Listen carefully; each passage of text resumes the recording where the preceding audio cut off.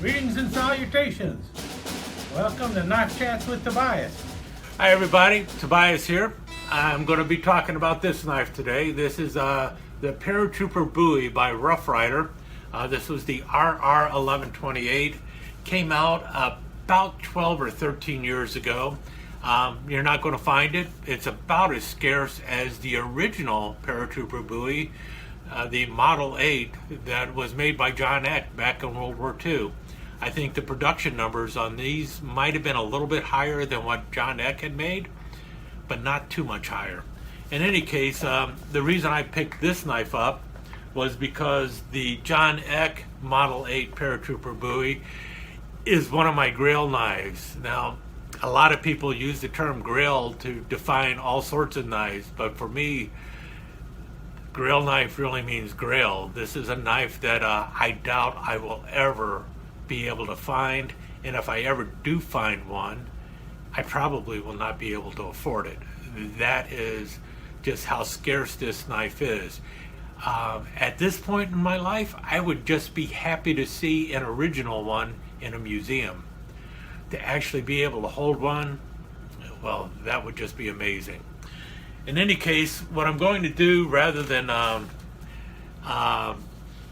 try and muddle through talking about the John Ek Grail, the John Ek Paratrooper knife, I wrote this article about 12 years ago when I first picked up the Paratrooper Bowie from Rough Rider, and I wrote this for my Rough Rider review page. It's one of those things that I probably should have considered, publishing somewhere, but I didn't. In any case, rather than muddle through, I'm just going to try and read this to you and show you some pictures, and so you don't have to watch me talk. One of the rarer knives of World War II is the John Ek Model 8 Paratrooper Bowie. John Ek began producing knives for the war effort at the beginning of World War II. He made American fighting knives for American fighting men. Ek made every effort to ensure that the fighting knives he made were going to the fighting men who needed them.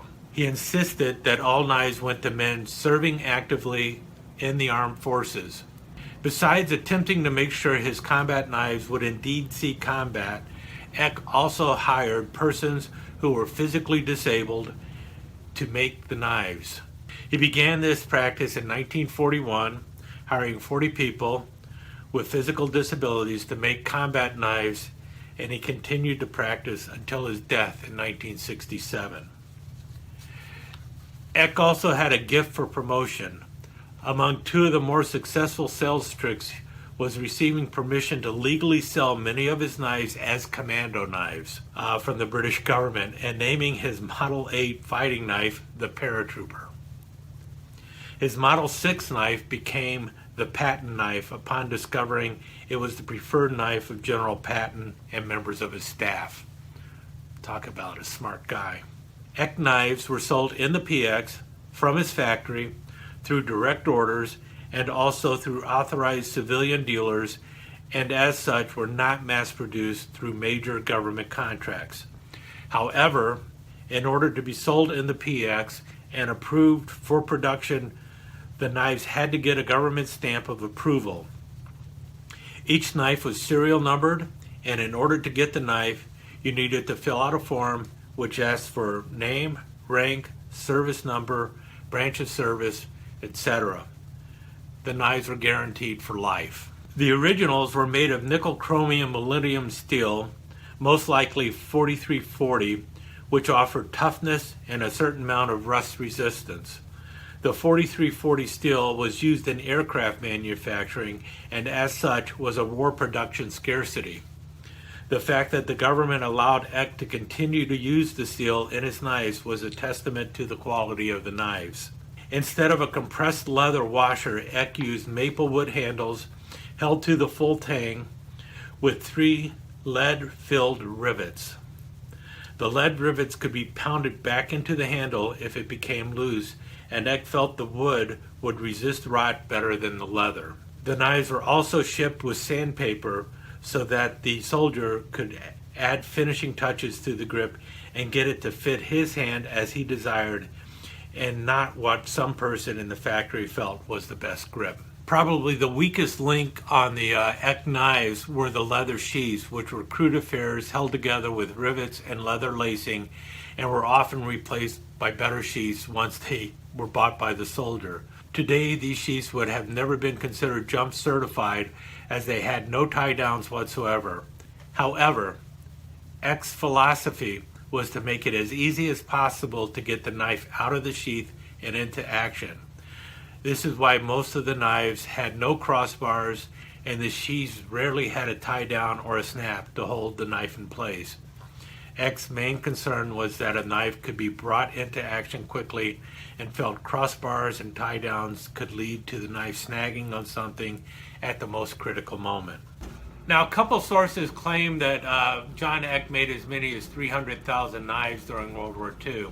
However, Mark Silvey, a source I trust a lot more than several other sources, puts that number closer to about 30,000. So a grand total of 30,000 knives of all types were made by John Ek during World War II. The company would survive World War II, turn into the Ek Commando Knife Company, and they would continue to make knives throughout the Korean War and also into the Vietnam era. After Ek died in 1967, his son would take over the business, and then I think at some point Blackjack Knives got involved with it as well, and then several people who were original partners with Ek in the company would buy the company back, and it went around. So the company may even still be around in some fashion today. I'm not sure. But I know that during World War II, about 30,000 knives of all types were made. Most of them were referred to as Ek Commando knives. The Paratrooper Bowie, on the other hand, Mark Silvey puts that number somewhere closer to between 4,000 and 7,000, and that's the number that I'm going with these. And that sounds more accurate, especially considering the scarcity of these knives. Well, out in the public today, you just don't find them. Like I said, you might run across one in a museum, and if you do find one, there's a very good chance it could be a fake. There have been companies who have made reproductions of these knives. They will not have the same steel, nor does the Rough Rider. The Rough Rider is not made with 4340 steel. In any case, let's move on and talk about the Rough Rider Paratrooper Bowie, the RR1128. As you can tell, the box art is really cool. It's got that famous photo of Eisenhower talking to members of the 101st during World War II, just before D-Day, the Screaming Eagles, and got right there. And then we have the 82nd, and it says on the box, got right there, it takes a special kind of man to jump out of a perfectly good airplane into the dark of night with no idea what you will run into when you finally make it to the ground, assuming you make it safely, that is. Paratroopers have always been a special breed of man that has remained unchecked by countless other groups of so-called men. Like these men, they require special equipment, so Rough Rider proudly brings back the rare and vital piece of equipment, the Paratrooper Bowie. And that's what's written on the box. Would I use this in actual combat? I don't know. It's not a bad knife, though, I'll say that much. And here we have it. This is the way it came. Got a really nice nylon sheath. Got the pocket up front with the sharpening stone for the blade. And you have a nice set of wings stitched into the nylon, Rough Rider underneath there. It's really not a bad sheath. And then the knife is held on with one Velcro strap here. So this is not a jump certified sheath, simply because for it to be jump certified, it would need 2 tie-down straps. But it has more tie-down straps than the original. The original would have been just like that. And this would have been down, there would have been no pouch there, and it would have been made out of a very low-grade leather that fell apart, basically. And then you would just be pulling the knife out. And here's the knife with basically a 9-inch blade. And you notice you have a nice swedge all along the top here, and then this is the cutting edge along the bottom here. Now the original cutting edge would have gone almost all the way back to the guard right here. And this is basically the type of handle it would have had. The difference is this is being held on by 3 brass rivets. And you will see, occasionally you will see a Model 8 knife with pins or even hard wood pegs holding the handle on. Those are not the knives that were made in World War II. The knives that were made in World War II had 3 heavy lead rivets that held this wood handle in place, and the handle would be made out of maple. Also, the handle did not have a lanyard tube in there. However, an enterprising soldier could very well drill a hole through a maple wood handle. And it was a partial tang that you see here. Notice it is full going all the way to the back, but it is not the shape of the handle. The handle actually acts as the guard, so your hand will not slip up on the blade. Something unusual in Ek knives, because most Ek knives did not have any kind of guard. There is a story where Ek took a Model 1 commando knife into the War Department and showed them the knife, and the first thing they said was, we can't approve that knife because it does not have a guard. And it's, you know, the service member's hand will slide up on the onto the blade. You know, it was a double-edged blade if they go to stab somebody with it. Ek actually took the knife and jammed it into the desk right in front of them, about 1 inch into the desk, and his hand did not move at all, and it was because of the way the grip was made on the knife. So he felt that the guard was superfluous. It really did not need to be there, and it just got in the way of getting the knife in and out of clothing. And that's one of the things that I talked about in the when I was reading to you earlier. But in any case, you notice this has a full flat blade here, and then you have kind of a grind going along the side here. This is how this is marked: Rough Rider, Paratrooper Bowie. On the other side here you see made in El Salvador, and that's because this knife was actually made in the Condor factory in El Salvador for a Rough Rider. And the blade steel in this is a 1070 carbon steel. It's a good solid machete steel that they're using on here, and if you notice, there is absolutely no flex in the blade. Now, according to everything I read, the blades on the original Paratrooper Bowies were somewhat thin compared to the typical Ek knife. So even the blade thickness here is about correct for the original Model 8 knives. Having not actually had a Model 8 in my hands, I cannot say for certain that it is the same thickness or so. I can only go by what I have read. Now the blade length is correct, it's 9 inches long. The handle is also correct in that it is 5 inches long. The shape of the handle is not in the same shape as the few pictures that I have seen, but the few pictures that I have seen, none of them have the exact same shape handle. And that's because, like it said, the end user was expected to sand the knife to fit their hand. And I guess Rough Rider went a little overboard and decided to go ahead and get this with some decent finger grooves in place and make it feel good. And this is not a bad shape. I will also say that I actually did a little sanding on my own also to round it off a little bit up on top here so that it felt better in my hand. So I took John Egg's advice and did a little modifying myself. As for the sheath, this sheath is not at all period correct. It wouldn't be nylon, it would be a very crude leather. That's the way they even described it. It was laced up with rawhide. They fell apart all the time. So the sheaths were always replaced anyway, or most of the sheaths were replaced in the field. Somebody would go and buy a new sheath, or they would make their own sheath. And that's what I decided to do. And so what I did is I made my sheath out of an old canvas backpack. I cut out a pattern, and then I took some thin layers of polypropylene, and I used that for stiffening the canvas. And the canvas is on both the inside and outside. And then I hand stitched up the sheath, making sure that it would work for both left or right hand carry. I added a couple D-rings to it, and then I just made a flap here so that I could attach it to a web belt.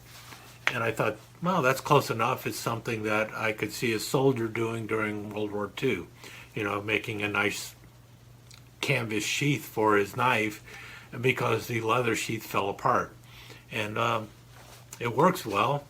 It drops down deep enough so that it will not fall out. And we're talking about a sheath that is about 10 inches deep.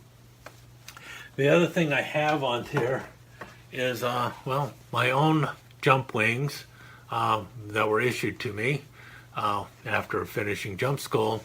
And then below that I have a set of glider wings. I thought they would look good on the on this homemade theater style sheath. As for the little ring here, the D-ring, that is so that I can actually put this piece of rawhide through here and secure the knife so it will not fall out of the sheath. So by doing so, the knife gets stuck. It won't fall out. It definitely still moves, but at least it will not fall out. So that's what I've done with that. In any case, just my thoughts on making a different sheath. I kept the old sheath and the box so that I would have all of the original material that came with the knife. The only thing missing on here is the plastic that the little stone was in. I've never used the stone. But nice sheath. I think the sheath was probably made in China. The box clearly is stamped China, so I think all of that comes from China. But the knife itself, as you can see, El Salvador, made in El Salvador. So that's pretty cool. The blade is out of El Salvador. The knife might have been assembled in El Salvador and then made it up with the other products out of China, or the blade might have been shipped to China and then everything assembled in China. I don't know for certain. What I do know is it's a really good quality knife, and it is one of my favorite Bowie knives, so I thought I'd share it with you. I know I rambled on a lot, so it kind of been indulging an old man who has fantasies of someday owning an original Ek Model 8 Paratrooper Bowie. Will it ever happen? I seriously doubt it, but that's why it's a Grail knife. That to me is a true Grail knife. Anyway, with that said, I will let you go and stick around for some pictures.